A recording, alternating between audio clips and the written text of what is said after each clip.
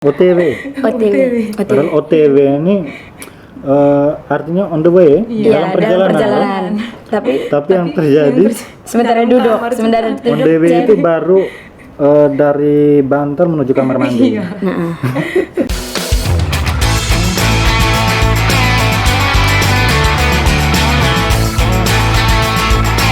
Youth Voice Now, suarakan sekarang.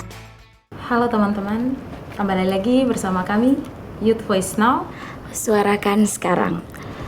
Nah, jadi sore hari ini kita kedatangan narasumber yang paham sekali nih berkaitan dengan topik yang dibawakan hari ini. Nah, topik yang dibawakan hari ini berkaitan dengan manajemen waktu. Untuk mencapai target dari tugas-tugas yang dikerjakan, tentunya kita harus paham baik mengenai manajemen waktu. Nah, sebelum masuk ke topik tersebut, baiknya kita perkenalkan dulu. Saya Theodora Maria Pacifica Tulus Lotar, biasa dipanggil Dora. kalau saya Aprilia Yunarti, biasa dipanggil Narti. Dan ada narasumber kita, bisa perkenalan diri asal Boleh. sekarang. Oke, kawan-kawan, rekan-rekan Youth Voice Now, saya Krisologus Dami, biasa dipanggil Kris saja. Ketua Presidium PMKRI Cabang Maumere Santo Thomas Murus. Asal orang Werhubin, Desa Watuliwung, Kecamatan Kanggai. Ini kita lebih sharing ya, ini jadi tidak terlalu terfokus dengan teks. Kalau manajemen waktu sih, kalau saya pahami ini sebagai apa ya, cara pengelolaan waktu. Cara pengelolaan waktu dengan maksud segala kegiatan, segala rutinitas mengarah pada hal-hal yang produktif, gitu. Jadi lebih pengelolaan waktu sih, pengelolaan waktu agar bermuara pada hal-hal yang produktif. Gitu. Ya, berarti kesimpulannya apa, manajemen waktu itu kayak pengelolaan waktu dengan maksud yang mengarah pada hal-hal yang produktif. Iya, ada yang beranggapan bahwa manajemen waktu ini soal pengendalian ya, bagaimana cara mengendalikan waktu. Tapi kalau kami PMKRI lebih biasanya ya, itu terkenal dalam lingkungan pergaulan, kita selalu bilang kelola. Orang PMKRI biasanya jago kelola nih. Apa saja dikelola tuh. Dalam hal ini juga waktu dikelola, termasuk orangnya juga dikelola. Okay. Cuman begini, saya mau sampaikan bahwa kelola ini sebenarnya punya banyak definisi, termasuk juga dengan waktu. Waktu juga harus dikelola gitu, jangan hanya orangnya dikelola gitu. Nah, kalau kelola ini kan kata dasarnya olah ya, olah. Jadi yang semula tidak ada, kalau misalnya seperti produk nih, produk barang, dari barang mentah menjadi setengah jadi ataupun menuju ke barang jadi. Nah, ini kelola atau olah tadi. Nah, dalam kaitan dengan waktu, ini juga bisa kita kelola gitu. Bisa kelola, tujuannya adalah semaksimal mungkin menghasilkan sesuatu yang produktif gitu. Oke, baik, berarti dari PMKRI sendiri kalau manajemen waktu tuh berkaitan dengan kelola waktu. Mengelola waktu. Ya. Mungkin sebelumnya pasti kakak tahu kalau problematika anak muda zaman sekarang tuh pasti sangat sulit dalam hal mengelola waktu itu sendiri. Pasti mungkin kakak juga pernah mengalami hal-hal tersebut. Jadi bisa diceritakan, bisa di-sharing sedikit mengenai bagaimana perjalanan sehingga kakak dapat mengelola atau mengatur waktu dengan baik. Oke, memang menarik ya teman-teman. Ini berangkat dari masalah ya. Iya. Berangkat dari masalah. Nah, sebenarnya apa yang saya bagikan ini juga bukan berarti saya adalah orang yang on time, bukan juga sih. Sebenarnya lebih banyak bicara soal apa ya, anggaplah 35% dari perbincangan kita ini bicara soal kegagalan sih sebenarnya. Kegagalan saya juga dari memaksimalkan waktu menjadi hal-hal yang produktif lah gitu. 35% mungkin bicara soal kegagalan.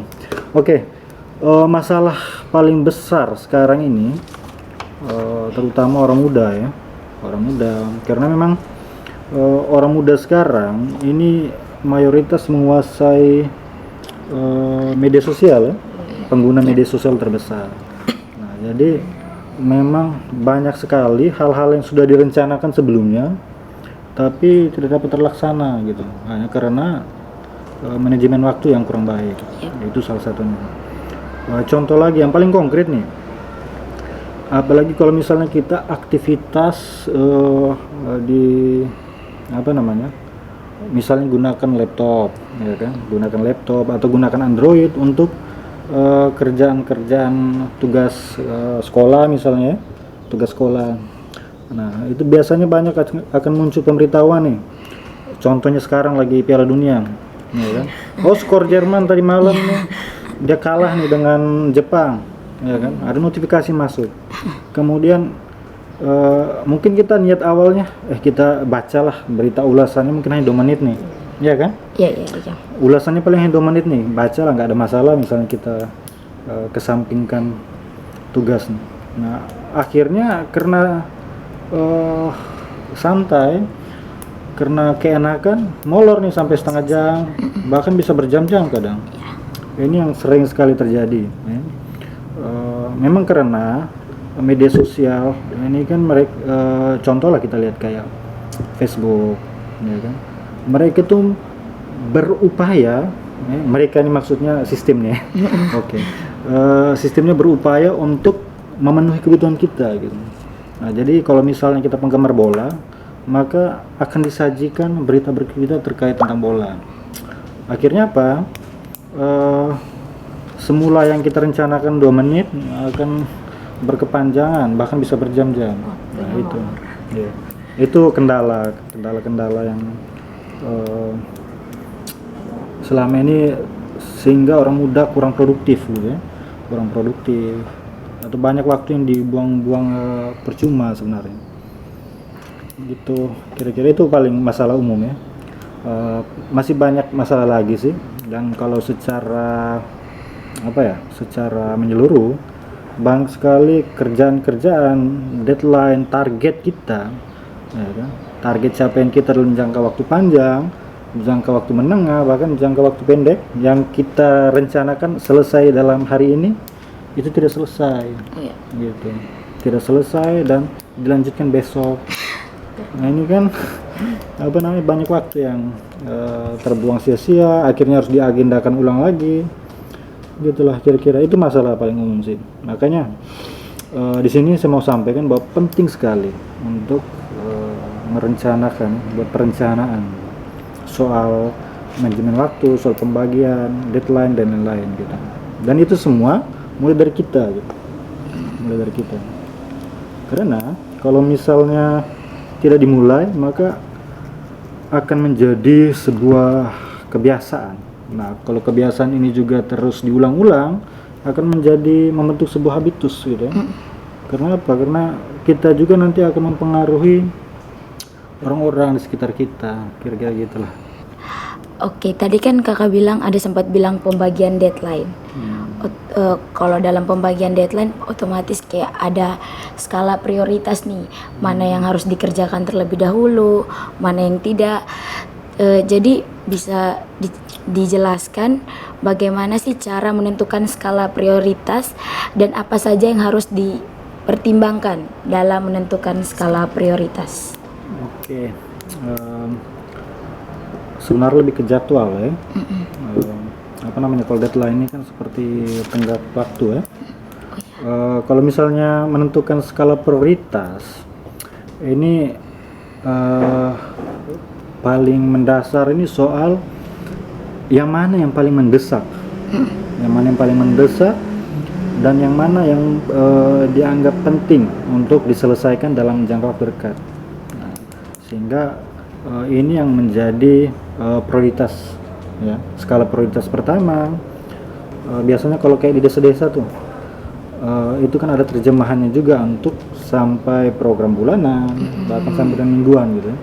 Nah, kalau kita di komunitas biasanya ada semacam daily activity tuh kita siapkan juga aktivitas harian dan lain-lain. Nah, biasanya kita punya semacam apa namanya target capaian dalam waktu 1 tahun, ya kan? Nanti dari target capaian dalam waktu 1 tahun, bagaimana diterjemahkan per tiap-tiap bulan sampai dengan tiap-tiap minggu. Nah, itu. Jadi penentuannya itu banyak pertimbangannya itu, banyak pertimbangan. Tapi kan masing-masing organisasi atau mungkin kita pribadi kan punya pertimbangan sendiri gitu ya. Yang mana yang menurut kita mendesak dan perlu diselesaikan segera mungkin. Nah, jadi pertimbangannya itu faktor kemendesakan dan yang dianggap penting gitu ya, untuk segera diselesaikan itu menjadi skala prioritas yang utama. Kemudian selanjutnya hal-hal lain itu menjadi prioritas selanjutnya gitu. Berarti hal yang paling mendesak itu harus diselesaikan dalam waktu yang cepat. Itu yang skala prioritas. Kalau untuk selanjutnya sih, apa saja hambatan yang dialami kalau selama mengatur waktu kakak alami? Biasanya kadang-kadang gini, kalau kita di organisasi ada hal-hal yang sifatnya kasuistik, dan itu mungkin di luar dari perencanaan, Nah, ini yang menjadi kendala ya, bisa juga menjadi peluang, gitu. Contohnya begini, ada hal-hal yang sifatnya kasuistik tadi ya. Kalau di kami di PMKRI, karena PMKRI kan organisasi selain pembelajaran, kita organisasi gerakan juga. Jadi misalnya ada isu yang lagi ramai diperbincangkan nih, misalnya BTT, ya kan, itu ada dugaan korupsi lah di lingkup SKPD gitu. Nah, kemudian ini kan tidak direncanakan gitu,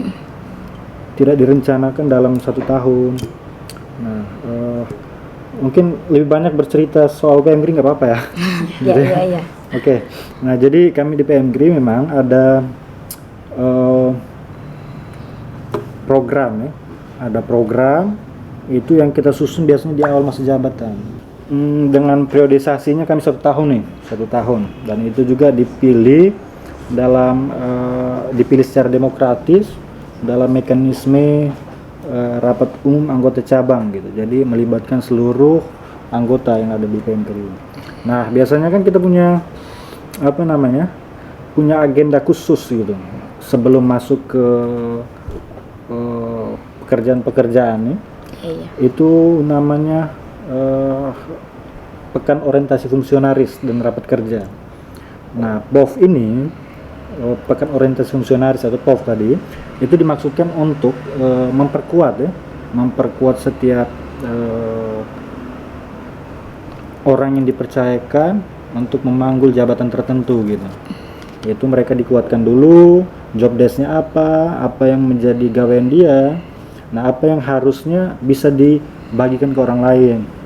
Jadi soal pembagian peran dan lain-lain gitu.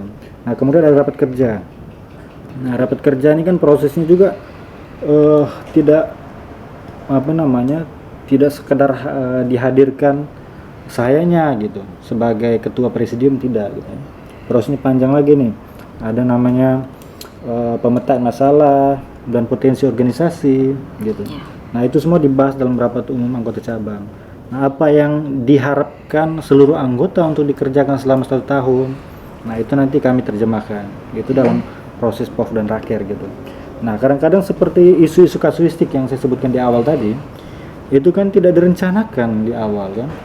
Nah, siapa yang tahu bahwa tahun depan atau 1 tahun ke depan ini akan ada korupsi ini, si A korupsi contohnya, ada dugaan. Jadi kita persiapan untuk advokasi, menggali masalah dan menelusuri, mendalami isu-isu kasuistik. Kan nggak gitu kan? Nah, jadi hal-hal seperti ini kadang-kadang muncul di tengah gitu. Nah, itulah penting bagaimana kita bisa mengkondisikan ya kan persoalan-persoalan yang di luar dari rencana agar bisa diakomodir Nah, lagi-lagi pertimbangannya apa? Pertimbangannya adalah skala atau faktor kemendesakan. Gitu. Oh iya. Faktor kemendesakan. Nah, bila membutuhkan tindak lanjut atau eksekusi yang sesegera mungkin ya harus diselesaikan dulu gitu, sehingga yang lainnya menjadi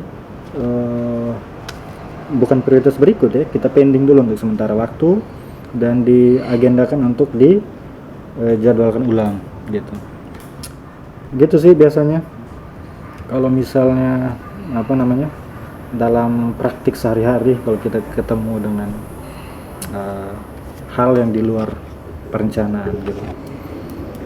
Sebenarnya kalau menurut saya sih setiap orang tuh bisa ya kan? Dan pernah atau sedang melaksanakan manajemen waktu gitu ya. Jadi kalau dibilang tidak bisa mungkin saya kurang sepakat ya, semua orang pasti bisa gitu. Oke. Setiap orang pasti bisa sebenarnya, hanya mungkin penting juga sih ruang sharing seperti yang hari ini kita lakukan ya. Iya. Jadi dengan sharing atau diskusi ini juga memperkaya referensi kita, sehingga mungkin hal-hal yang hari ini kita anggap baik-baik saja, nyaman-nyaman saja, toh ternyata aktivitas kita justru sangat menghambat pergerakan organisasi ya kan, atau kita sendiri gitu, menghambat apa yang sudah kita rencanakan sebelumnya gitu. Kira-kira gitulah. Jadi semua orang sebenarnya bisa ya, jadi tidak ada yang bilang tidak bisa sih gitu. Tapi kalau umumnya ya, memang kalau kita lihat, kita bicara soal muda saja ya, ya kalau orang tua nanti biar mereka yang ada orang lain yang lebih tepat bicara sih gini. Selain yang saya sampaikan, sharingkan di awal tadi soal hambatan-hambatan di media sosial, banyak hal sebenarnya sih, banyak hal yang membuat kita tidak bisa mengatur waktu dan baik gitu. Atau mungkin waktunya kita sudah atur, cuman setelah kita lalui, kita refleksi kembali, ternyata tidak penting yang saya kerjakan gitu ya kan. Ada hal yang lebih mendesak tapi tidak saya selesaikan gitu ya kan. Kemudian menyesal, dan memang penyesalan itu selalu datang di akhir. Ya kan. Kalau yang datang di awal namanya pendaftaran. Oke. Ini sih ada catatan sih. Itulah saya bilang sih lebih banyak 35% dari yang saya bagikan ini kegagalan juga sih. Harus diakui, kita harus jujur kalau kadang-kadang kita tidak menentukan target gitu. Ya kan? Kita tidak menentukan target jangka panjang, jangka menengah, dan jangka pendek yang harus diselesaikan. Ya. Ini beda dengan skala prioritas loh. Beda. Ya, beda ya. Ini soal target saja. Soal target capaian. Kalau misalnya soal skala prioritas lebih kepada apa yang harus dilakukan terlebih dahulu. Tepat. Item-item kegiatannya gitu. Ya. Skala prioritas atau semacam visi besar gitu ya. Semacam visi besar yang kita targetkan dalam jangka waktu tertentu. Nah, tergantung kita gitu ya. Nah, jadi kadang-kadang kita punya harapan besar nih, punya target besar, punya cita-cita besar, cuman kita bingung harus mulai dari mana. Iya kan? Kita bingung harus mulai dari mana. Itu pertama, kadang-kadang kita belum mampu untuk menentukan targetnya, belum mampu menentukan target itu sendiri. Contohnya gini, saya analogikan ya, kita mau berlari 1 kilometer nih, iya kan? Ya. Kita punya target, punya impian, kita mau berlari dengan jarak 1 kilometer, ya kan? Ya. Tapi 1 kilometer ini kita belum beri penanda gitu, kita belum jadikan ini target kita, ya kan? Jadi kita lari, nggak ngerti di mana finishnya, ya kan? Sehingga dalam setiap langkah kita selalu evaluasi gitu. Saya sudah sampai di mana sih sebenarnya sekarang, ya kan? Saya sudah di mana sih? apakah saya sudah sampai berlari selama 1 kilo, ataukah mungkin baru sekitar 100 meter gitu. Itu karena apa? Karena memang kita belum memberikan sebuah penanda ya, atau sebilang target tadi gitu. Itu salah satunya. Jadi jangan mengesampingkan visi gitu. Ini kadang-kadang kita atau mungkin organisasi bila mengesampingkan visi, ini berbahaya sekali. Yang terjadi apa? Sepanjang perjalanan hanya penuh dengan evaluasi toh gitu. Kita sudah di mana sebenarnya? Kita mau kemana nih? Gitu kan? Nah itu. Kemudian yang berikut apa ya? Skala prioritas tadi. Iya. Itulah pentingnya Skala prioritas. menentukan skala prioritas. Jadi kalau misalnya kita tidak punya skala prioritas, ada hal-hal yang sebenarnya tidak terlalu mendesak, tapi sudah kita selesaikan gitu. Sedangkan yang mendesak kita lewatkan. Tepat. Apa yang harus diselesaikan dalam waktu sesingkat-singkatnya kita abaikan. Nah, kemudian yang berikut, hindari berbagai hal kecil sebenarnya. Jangan membuang waktu untuk berbagai hal yang kecil. Ini. Kenapa? Contohnya ya, yang paling sederhana, kayak kita mau buat sebuah karya tulis nih. Apa ya contohnya? Opini ya, mau buat opini atau opini lah ya. Saya kasih contoh lah bahwa opini. Kita mau buat satu karya tulis opini gini. Kemudian dalam proses penulisan belum sampai satu paragraf, kita coba baca lagi dari awal. Kemudian ada ini dan harusnya kita ganti atau nih karena kurang tepat mungkin menurut ejaan yang benar gitu kan. Ini padahal hal kecil sebenarnya. Cuman ketika kita terlalu berfokus kepada hal seperti yang kecil ini, hanya soal tanda baca, jadi ini menghambat target besar kita gitu. Ya kan, yang mana awalnya target kita menulis opini dengan 2000 karakter ya kan. Ya, tapi baru 450-an karakter kita sudah baca ulang dari awal, kemudian lanjut lagi yang berikut. Nah, maka sarannya adalah tuangkan dulu hal-hal besar, pokok-pokok pikiran besar ya kan. Jadi hal-hal yang kecil, urusan titik koma itu nanti di belakang ya kan. Itu nanti setelah semuanya sudah kelar, baru kita mulai rapikan ya. Ada namanya proses editing dan lain-lain. Ya, jadi setelah semuanya sudah selesai, pokok pikiran besar yang sudah tertuang semua, baru kita perhatikan hal kecil. Nah, ini sama dengan aktivitas-aktivitas kita sehari-hari gitu, ya kan? Nah, pada prinsipnya ini penilaian orang ya.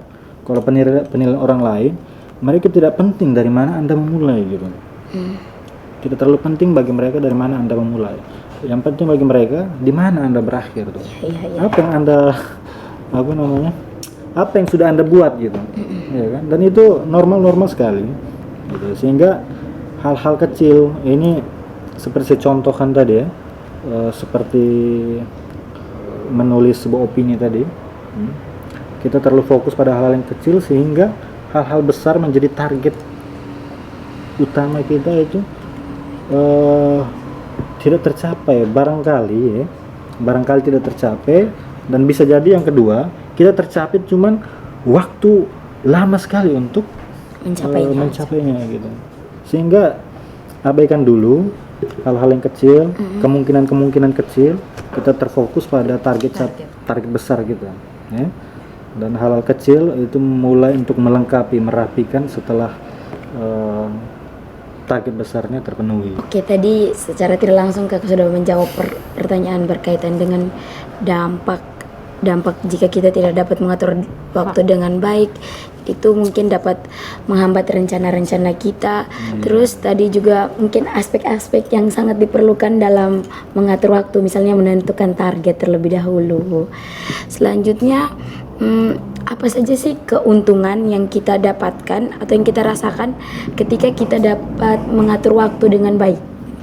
Oke, target ya. Keuntungan. Ya. Sebenarnya kalau keuntungan, kalau kita punya schedule operation plan yang baik, apa yang kita rencanakan ini tidak keluar dari apa yang kita lakukan, Tidak keluar yang dari- kita implementasikan tidak keluar dari rancangan besar. Itu dulu yang penting. Kemudian yang berikut kita dapat mengukur, kita dapat mengevaluasi sejauh mana sih yang sudah kita selesaikan, sejauh mana yang butuh perbaikan di masa-masa yang akan datang gitu. Keuntungan yang dirasakan tuh pasti yang tadi bisa melakukan sesuatu sesuai dengan rencana, tidak keluar dari rencana tersebut. Ada 20 proses sebenarnya. Cuman tergantung apa namanya nyamannya kita gitu. Ya kan? Kenapa? Karena yang rencanakan kita dan yang melaksanakan kita juga. Iya. Nah, hal ini juga yang kita dalam manajemen organisasi, kalau misalnya mau buat kegiatan yang melibatkan masyarakat awam gitu. Misalnya orang muda yang ada desa, ya kan. Yang notabene mereka juga belum terbiasa lewat mekanisme organisasi gitu. Nah, biasanya mereka ini dilibatkan ya. Mereka dilibatkan mulai dari tahap perencanaan, pelaksanaan, monitoring dan evaluasi. Oh iya. Gitu. Mereka dilibatkan langsung sehingga apa? Tidak terkesan kita yang mengendalikan mereka, tapi mereka yang mengendalikan diri mereka sendiri. Termasuk juga kesepakatan waktu, ya kan? Karena memang apa ya? Kalau orang-orang muda sekarang cenderung ngaret gitu, ya kan? Benar atau enggak nih? Cuma Benar. biasanya kalau ada event-event tertentu lah gitu, ya kan? Semuanya mau cek nih, kalau undangan jam 10, yang lain cek udah berapa orang di sana, ya kan? Nah, padahal sebagai penyelenggara, ini juga yang sering kita temukan di lapangan ya, saat membuat kegiatan bersama masyarakat, gitu. Kita undang jam 10, cuman jam 10 ini mereka baru cek forum misalnya, udah berapa orang di sana gitu. Nah, sebagai penyelenggara, kalau memang kita punya komitmen untuk on time nih, untuk menyelenggarakan kegiatan sesuai dengan waktu. Nah, tapi berbenturan dengan kondisi di lapangan, ya kan? Ketika sasaran kita adalah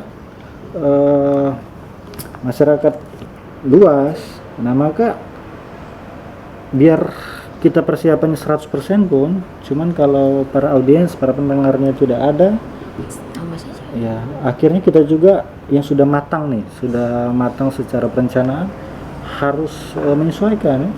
Harus menyesuaikan dan menyesuaikan ulang jadwal karena mereka sasarannya gitu. Nah, itu yang kendala-kendala sering kita temui di lapangan gitu. Saya juga pernah alami begitu. Tidur di kamar menurut saya, sebanyak kah? Sebanyak orang kok. Baru datang. Undangan jam 10, mulai jam 12. Kebiasaan kalau saya kan orang muda desa, kebiasaan kalau mau kegiatan itu tanya, orang belum ada nih. Sebanyak kok, seberapa orang kok. Iya. Kebiasaan gitu. Kebiasaan. Kalau tidak, sudah mana? Dalam perjalanan padahal masih tidur. OTW. Padahal OTW ini artinya on the way Iya, dalam perjalanan. Tapi yang terjadi Sementara duduk, sementara on duduk. the way itu baru dari Banter menuju kamar mandi. Iya. Oke lah. Kebiasaan. Atau tidak tunggu teman, kok sudah di sana baru ikut. Nah, itu yang apa namanya? Jika diulang-ulang ya. Gini sebenarnya sih yang kita omong hari ini tradisi atau budaya orang Mamere ngaret. Iya. Tapi kan enggak juga ya. Ya. Itu bukan budaya sih.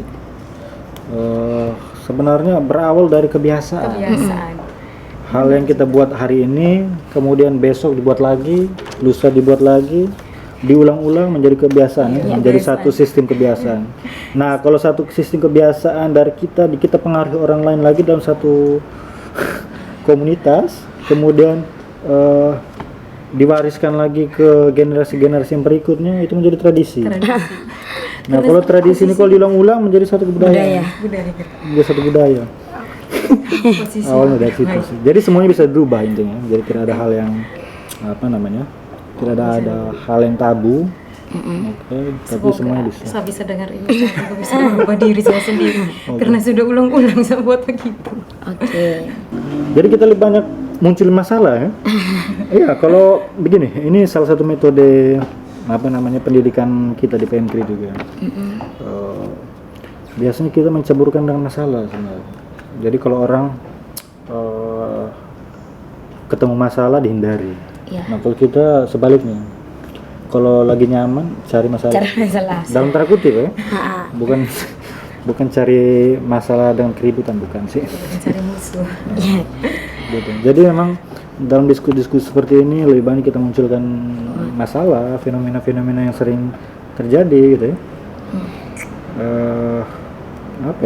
Sama halnya juga dengan kayak gerakan kampanye ekologis yang kita buat. Gitu ya. Daripada cerita atau ngajak orang, lebih baik dekatkan dia dengan ancaman gitu. Dengan sebuah ancaman dengan kengerian. Perlihatkan mereka dengan kondisi terburuk gitu. Ya kan? Maka dengan begitu ada kesadaran yang muncul dari dalam diri.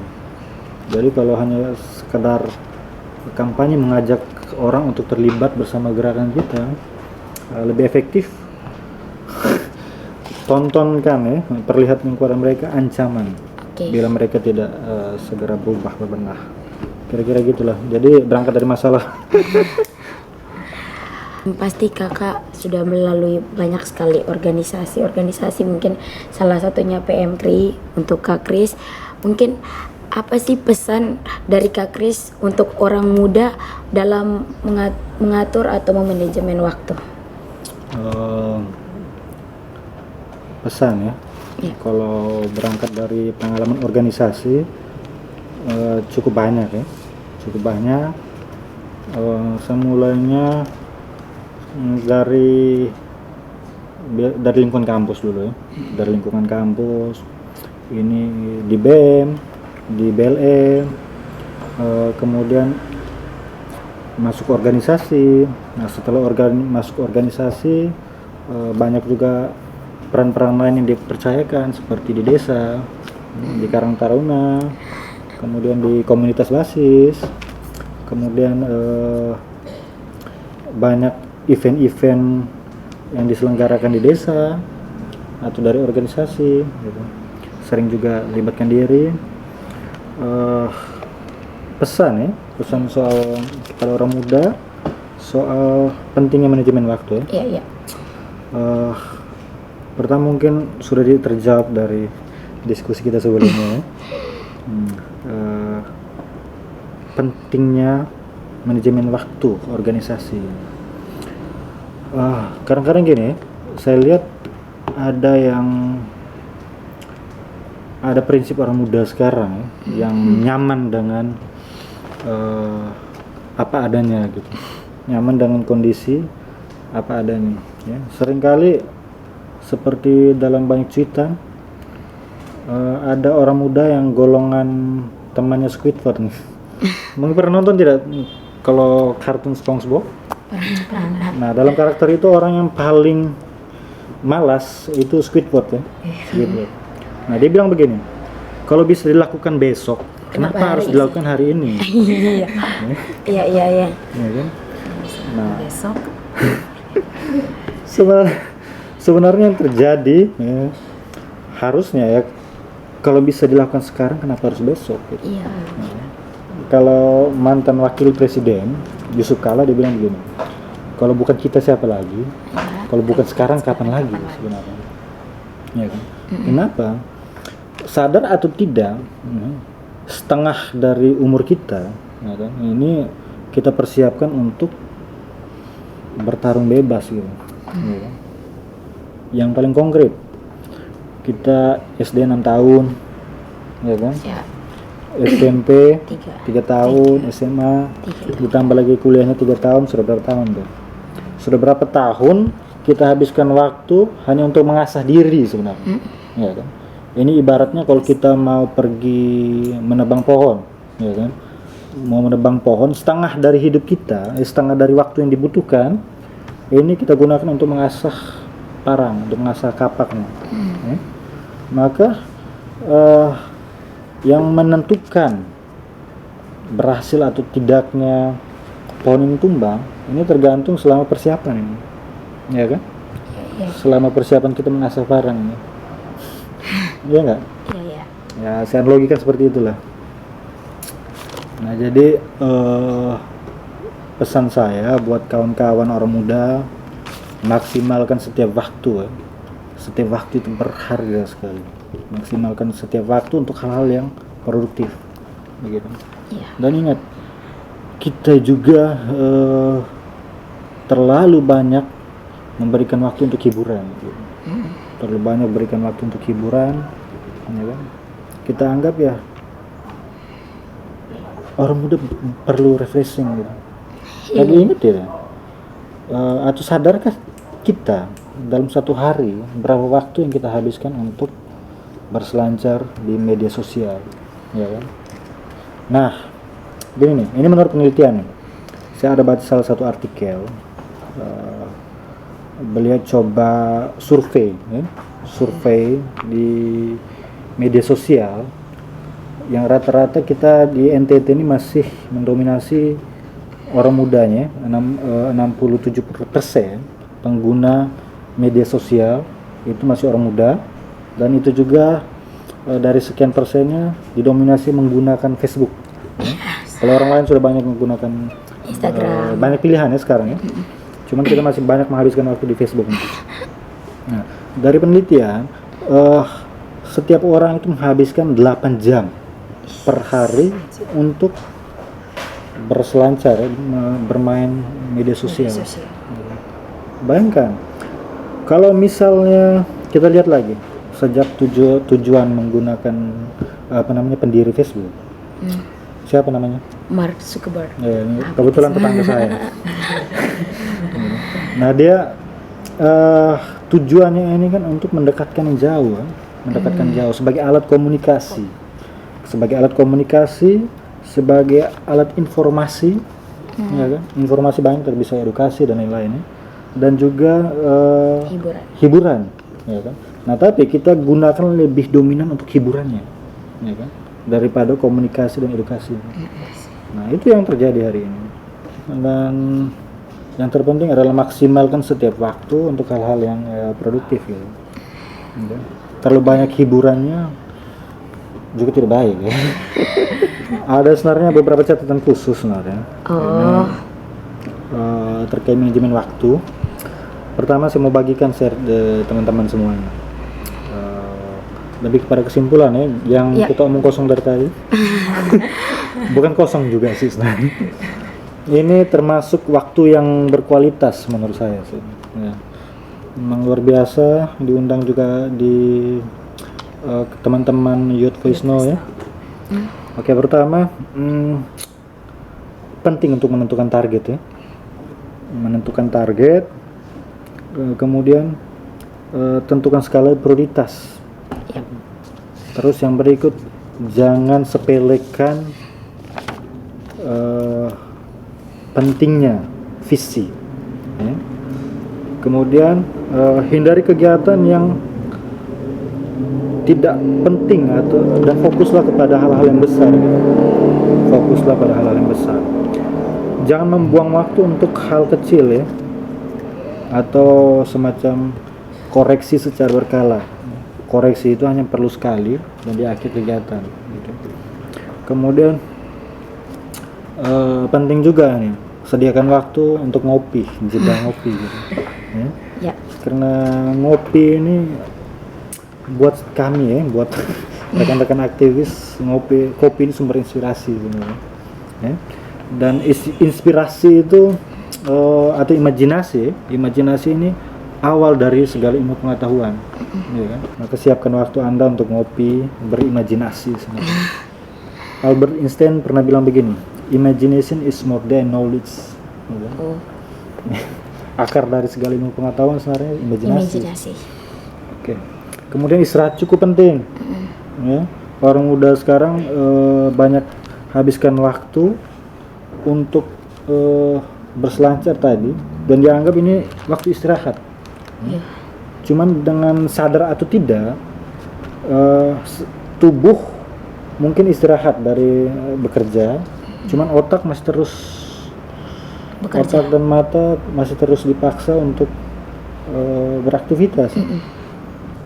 Kemudian ini yang pentingnya untuk komitmen terhadap apa yang sudah direncanakan. Kemudian pikirkan hal yang indah sebenarnya. Pikirkan hal yang indah. Jadi sebelum memulai apa yang sudah kita tetapkan menjadi target, pikirkanlah hal yang indah. Kalau hal itu sesuai dengan target akan berhasil, dan dalam artian kita membatasi kemungkinan yang buruk dalam pikiran kita.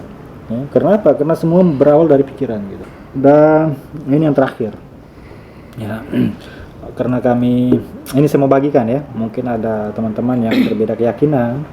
Cuman karena kami PMKRI, organisasi Perhimpunan Mahasiswa Katolik Republik Indonesia. Nah, jadi ada kata Katoliknya. Dalam Amsal 16 ayat 3, saya bacakan ya. Amsal 16 ayat 3, serahkanlah perbuatanmu kepada Tuhan, maka terlaksanalah rencanamu. Itu yang terakhir ya. Tapi terakhir bukan berarti dia menjadi terbelakang ya. Tapi dia menjadi dasar segala proses dan perencanaan gitu ya. Jadi setelah kita rencanakan semuanya dan serahkanlah ini kepada Sang Pencipta, sebab banyak rancangan di hati manusia, tapi hanya kehendak Tuhan lah yang terlaksana. Sehingga apa yang kita sudah rencanakan untuk diri kita dan untuk orang lain kiranya dapat menjadi berkat. Nah, baik, terima kasih kepada Kak Kris sudah membagikan atau men-sharingkan pengalaman berkaitan dengan pengalaman organisasi, khususnya dalam membagi waktu, mengatur waktu dalam berorganisasi, juga sudah memberikan informasi berkaitan dengan apa itu manajemen waktu, mengapa manajemen waktu itu penting, bagaimana perjalanan sehingga dapat mengatur waktu dengan baik, terus dengan skala prioritas, terus cara-cara melakukan manajemen waktu serta aspek-aspeknya juga. Nah, semoga apa yang disampaikan oleh Kak Kris bisa diterima dan bisa tersampaikan untuk orang-orang muda di luar sana, sehingga mereka dapat mengatur waktunya dengan baik, sehingga apa yang mereka lakukan tidak keluar dari apa yang direncanakan. Dengan demikian podcast kita hari ini selesai. Jangan lupa like, comment, share, dan subscribe. Youth Voice Now, suarakan sekarang. Youth Voice Now, suarakan sekarang.